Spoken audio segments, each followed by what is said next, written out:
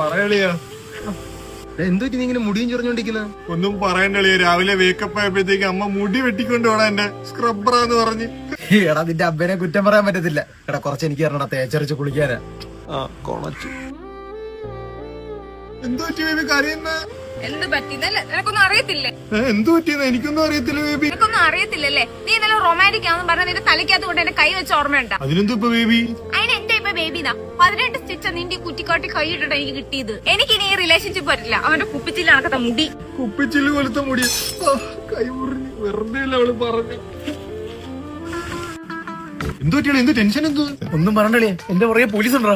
പോലീസാ? അളിയ എന്നെ ഹെൽപ്പ് ചെയ്യളിയ. നീ കള്ളും കഞ്ചാവൊന്നും അടിക്കത്തില്ലല്ലോ. ഇതൊന്ന് ഐഡിയ. നീ എന്നെ കണ്ടുപോടിയ? അല്ല സാറേ ഞാനല്ല. പിന്നെ അറിവിനാ? ഞാനല്ല സാറേ. നീ എന്നെ പേടിക്കുന്നതിനാണോ?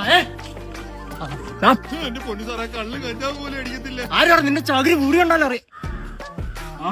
നിനക്ക് ഇതും ഉണ്ടായിരുന്നല്ലേ?